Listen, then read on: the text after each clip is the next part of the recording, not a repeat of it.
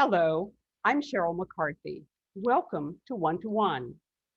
Even before Haitian President Jovenel Moise was assassinated this summer, the country was in turmoil.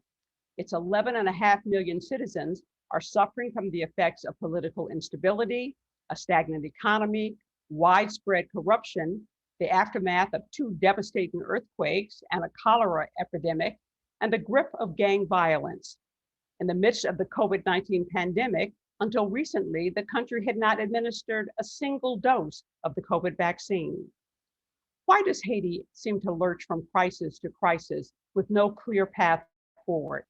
What role did President Moise play in it? And where does the hope for Haiti's future lie? Here to try to answer some of these questions is Francois Pierre-Louis, professor of political science at Queens College and an expert on Haiti's history and politics. Welcome. Thank you very much. Professor, when I heard about the assassination of President Moise, my reaction was, okay, another sad story out of Haiti, more political upheaval, more violence, more misery for the Haitian people who already have so many problems to contend with. It's sort of like, why can't the Haitians seem to get it together? That was my reaction. What was your reaction? Well, my reaction was that many people expected Maurice to either be ousted or assassinated because he had too many enemies in the country and also because of his policies. What did you think of Moise? Did he offer any hope for bringing real political and socio-economic reforms to Haiti? No, not at all. In fact, he made it worse, given the policies that he adopted and the way he approached his policy toward the private sector. He tried to dispossess many members of the private sector, and instead of giving those possessions to the state, he took them himself, and he himself created a lot of companies that were competing with the private sector. In other words, he did the same thing that a lot of previous Haitian presidents had done. He did, and even worse, because he used a populist language to tell the people that he was working for them, even though he wasn't doing that. And he was corrupt a lot, given the fact that he used the Petro-Caribbean money to start his own business. And he refused to let the court system to follow through with the report on the Petro-Caribbean. So who's governing the country right now?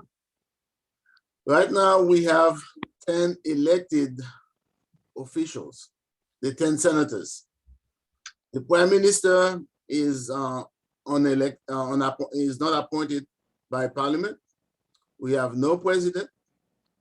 What we have right now, basically, is illegitimate people governing Haiti. So there is really no one in charge. President Moise had disbanded the court system. He had closed parliament and did not hold any elections during his term.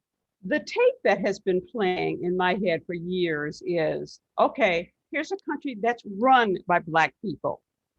But the Black people who are in power are so corrupt, so in it for themselves, that they don't seem to ever do anything to improve the situation of the masses of the people. They're incompetent, they're corrupt. However, a recent article by Gary Pierre, editor of the Haitian Times, who also happens to be the producer of this show, offers a different scenario. His take is that Haiti is really an apartheid state, that the country is run by a handful of white families who control most of the wealth, and they're in cahoots with the light-skinned Black public officials who sort of serve as the cover for the white family. Meanwhile, the masses of Haitians who are dark-skinned have no power and are desperately poor. Do you agree with this assessment? Yes, I think Gary is right on the point. In Haiti, we call this la politique de doublure, meaning that you have a Black person as president, but the levers have been pulled by the mulatto class. Because, you know, the mulatto class, and some of them including white people also, are very small in terms of numbers. So there is no way the Black majority would vote for them for office. So what they would do is that they would select someone like they did with Moise, who is a Black person coming from the countryside, who looks more like the majority of the population, put him in power.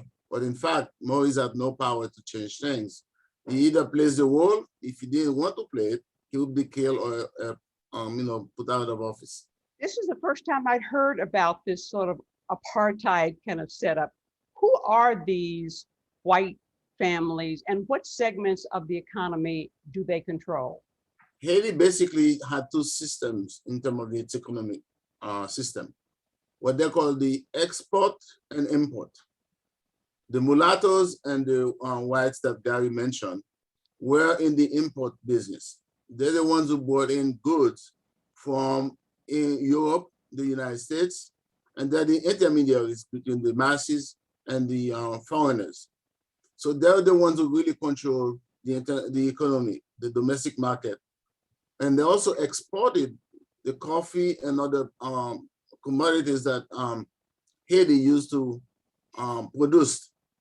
And they were also the ones who control the banking system.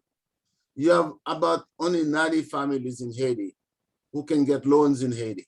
No one else can get loans. And usually when they get the loan, it's a preferential loans with good interest rates. And many of times they don't even pay those loans back.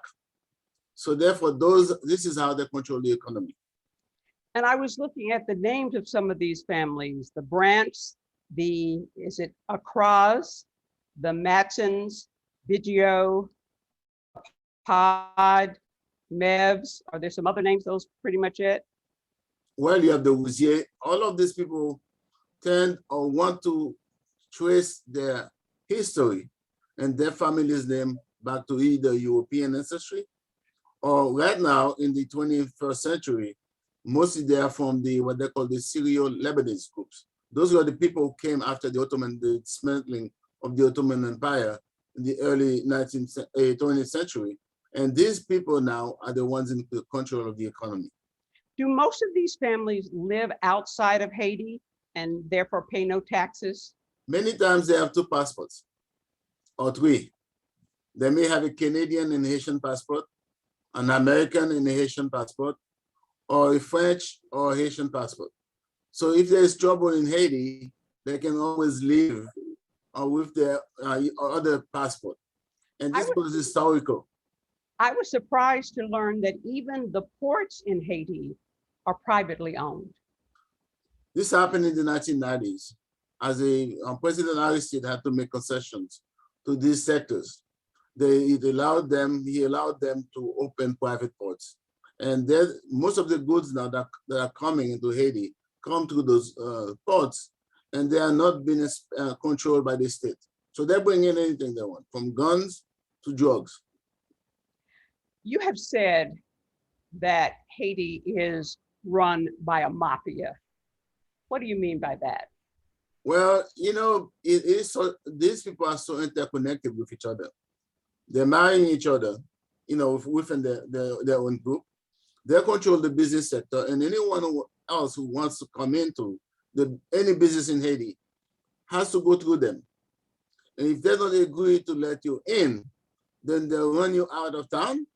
Or because we have impunity in Haiti right now, you can kill anyone. You don't get arrested. The court system doesn't work. So usually, if they cannot run the person out of town, you find the person shot, or the businesses would be burned down. And you have also said, okay, we've got these families, like the Godfather kind of families, but you also have the gangs who work for the families. Tell me about, and who are basically a part of the mafia. So tell me about them. Yeah, in the past 30 years, what has happened in Haiti, because of the daring poverty, the US policy basically supporting these people, you have a situation where the economic system has collapsed. So what has happened is that the business owners has used these poor individuals, to arm them, to support them economically, and they're the ones now who do the bidding for them.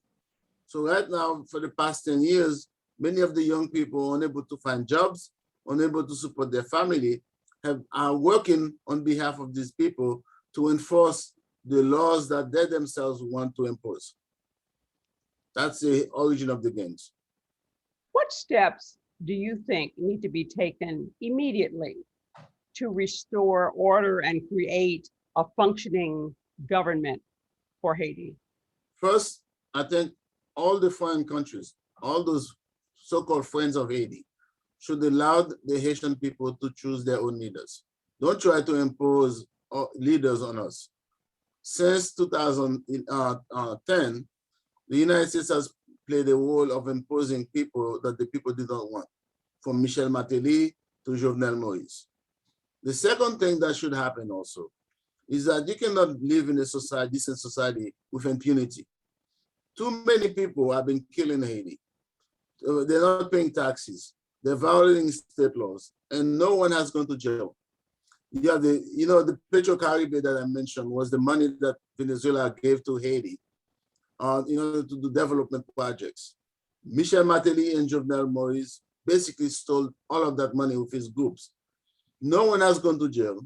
No trial has taken place. There has not been any restitution of that money.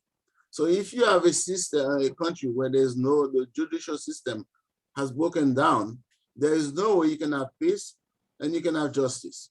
So we need to go back to the system of people being punished for the crimes they've committed, respect the rule of law, and also let Haitians decide what's best for them. But right now, there's, like you said, there are only 10 elected officials right now. Who needs to take the lead in creating a new government? These members of the civil society groups, many political parties have been meeting to find an alternative to the current prime minister who is there, that is being supported by the United Nations and the United States. They have a consensus, they're reaching a consensus to have interim leaders that will proceed toward elections. The problem is that the UN has resisted the demands of those civil society groups in terms of choosing their own people to lead them. I think once you have an interim government that is willing to hold the elections, within a year and a half, you could have elections so that the 10 leaders can be replaced by elected people from all over the country.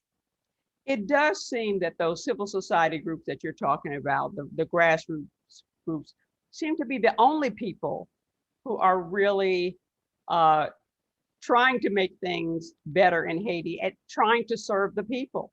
Yes, and there has been a lot of resistance by the international community, primarily the United States, the United Nations, to allow these groups to participate in the political process.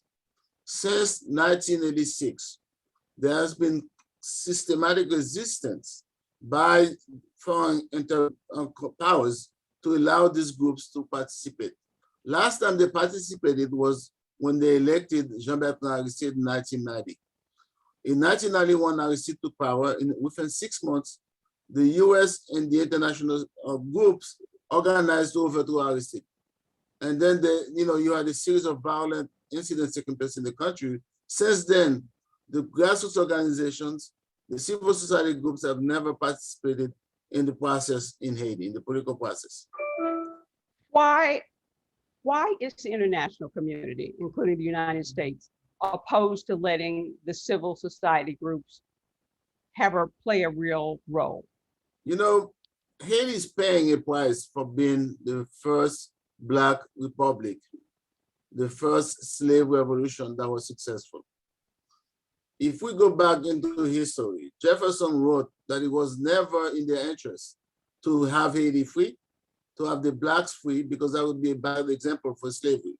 So I think this playbook that has been part of the US foreign policy still exists today when Haiti becomes so bad, it serves as an example to see what would happen to you if you take your independence without us giving it to you. And I think that's what we're paying. You have racism, you have white supremacy, And also you have the fact that Haiti people, a lot of people profit from the misery of Haiti. Haiti is known as the Republic of NGOs. Many of those people come to support Haiti. They collect money on behalf of Haitians, but that money goes right back to the place where they came from. So I think there's a systematic process to keep Haiti that way.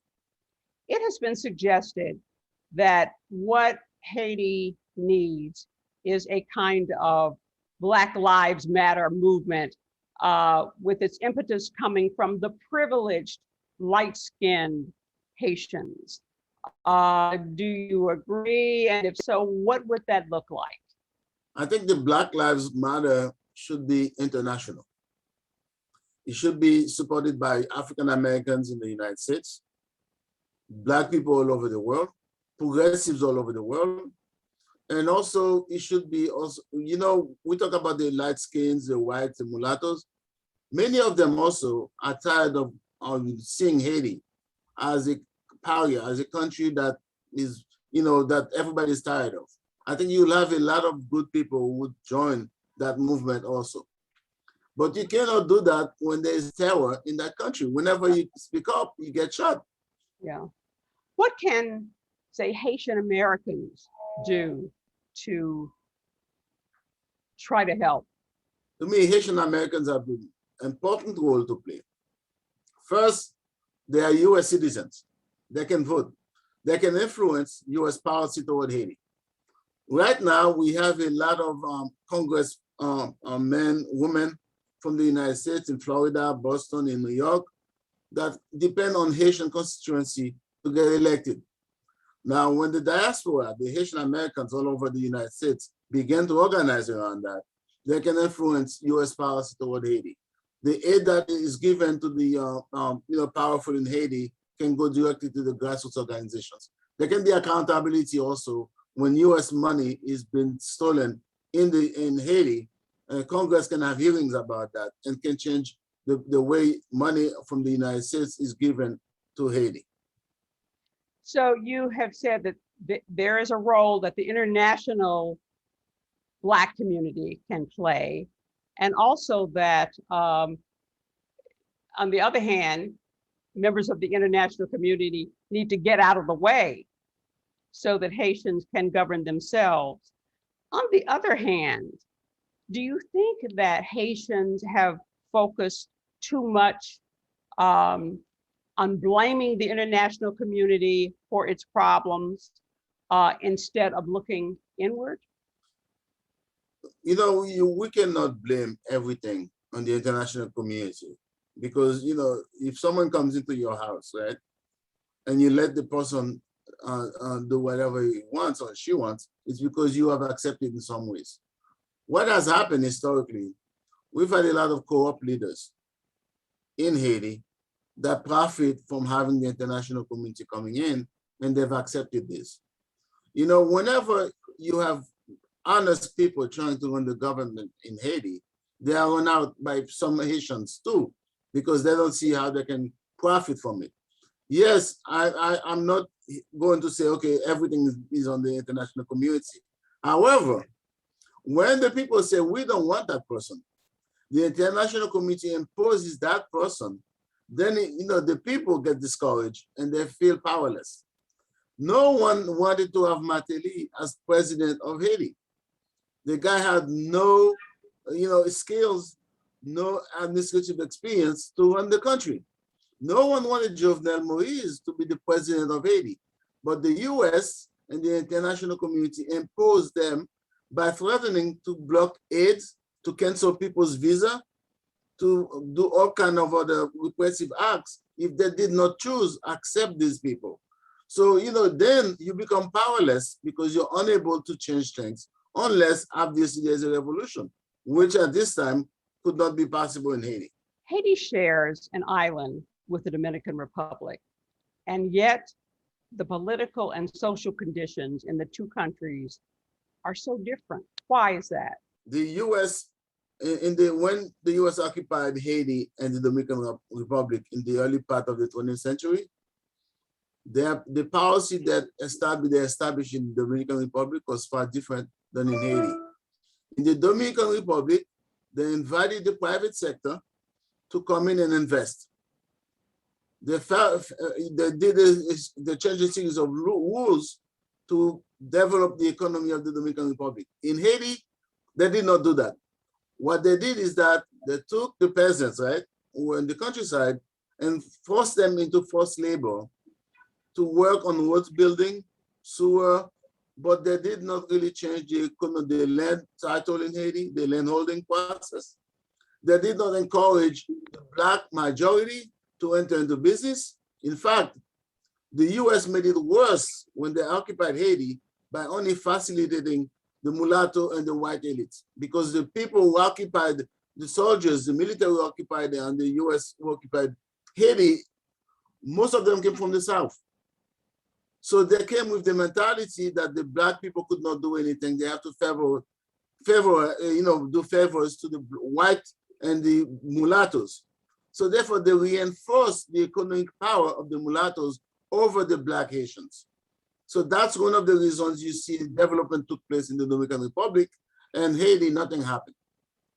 What do you want the people who are watching this show to leave here knowing? I want people to know first, Haiti is not poor.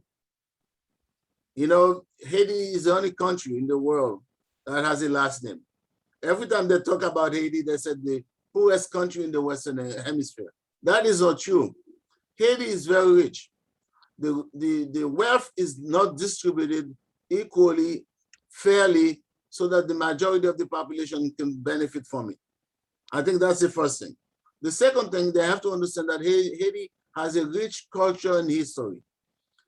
Culture, and this is when you look at the culture of Haiti and all these aspects from Africa all the way, preserving all this culture. The second thing also we have to understand, Haiti was a pioneer. Having this independence allowed Venezuela and Latin America to become liberated also. Haiti has supported the liberation of many other countries, from Greece, from Israel, from all the independence. Haiti has never been regarded as a friend, as a partner, where this independence, the support they give to other countries would go back and supporting Haiti too. Every time they talk about Haiti, they only want to show the poverty, the misery, as if we're talking about the helpless people with no dignity. Haitians have a lot of dignity. They have a lot of pride. Shaul, I am an immigrant from Haiti. I came here when I was 14. I'm a professor at the university today.